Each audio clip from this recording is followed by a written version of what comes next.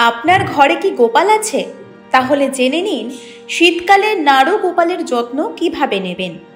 হিন্দু ধর্মে লাড্ডু গোপাল বা নাড়ু গোপালকে অত্যন্ত শুভ ও পবিত্র রূপে মানা হয়।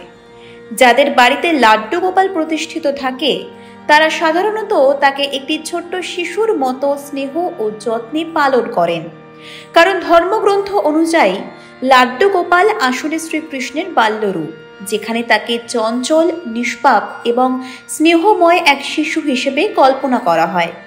এই বিশ্বাস থেকেই তার দেখভালে কোনো ত্রুটি না রাখতে ভক্তরা সর্বদা সচেষ্ট থাকেন। প্রচলিত ধারণা হলো, যেখানে নিয়ম মাফিক লাড্ডু গোপালের প্রতিষ্ঠা, পরিচর্যা এবং পুজো করা হয় সেই গৃহে সুখ, সমৃদ্ধি ও স্থিতিশীলতা বজায় থাকে। ঋতু পরিবর্তনের সঙ্গে মানুষ যেমন তার নিজেদের যত্নের ধরন পরিবর্তন করে, শাস্ত্রে বলা আছে লাড্ডু গোপালের ক্ষেত্রেও ঠিক তেমন ঋতুভেদে পরিচর্যার নিয়ম বদলানো উচিত। বিশেষ করে শীতকালে তার যত্নে অতিরিক্ত মনোযোগ দেওয়া প্রয়োজন, কারণ গোপালকে শিশু হিসেবে গণ্য করা হয়, আর শিশুর মতোই তাকে ঠান্ডা লাগা থেকে রক্ষা করা বাধ্যতামূলক।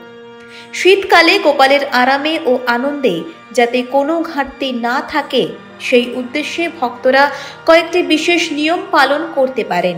প্রথমত, শীতের রাতে গোপালকে অল্প উষ্ণ দুধ খাওয়ানো খুবই শুভ বলে বিবেচিত।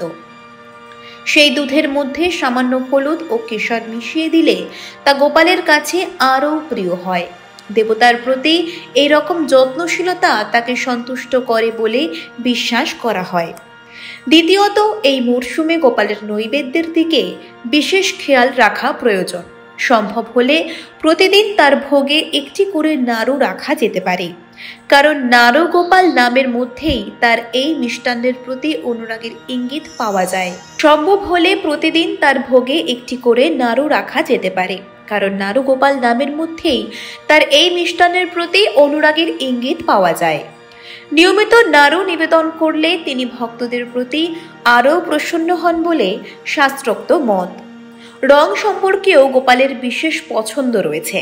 শাস্ত্রে উল্লেখ আছে শ্রীকৃষ্ণের বাল্যরূপে হলুদ রং তার অত্যন্ত প্রিয়, তাই শীতকালে লাড্ডু গোপালকে হলুদ রঙের পোশাক পরিয়ে রাখা অত্যন্ত শুভ। পুজোর সময়ও হলুদ রঙের ফুল ব্যবহার করলে তা আরও শুভ ফল এনে দেয়। প্রয়োজনে তাকে হলুদ রঙের উষ্ণ টুপি বা শীত বস্ত্র পরানো যেতে পারে, যাতে তিনি ঠান্ডা অনুভব না করেন। শীতের সময় বুধ গ্রহের অবস্থানকে শক্তিশালী করতে এবং গৃহের সৌভাগ্য বৃদ্ধি করার উদ্দেশ্যে বিভিন্ন শীতকালীন সবজি দিয়ে নিরামিষ পদ গোপালকে ভোগ দেওয়া যায়। প্রতিদিন না দিলেও সপ্তাহে অন্তত একদিন এমন নৈবেদ্য প্রদান করা শুভ বলে ধরা হয়। এছাড়াও শীতকালে গোপালকে মোহনভোগ নিবেদন করলে তা অত্যন্ত শুভ বলে মানা হয়।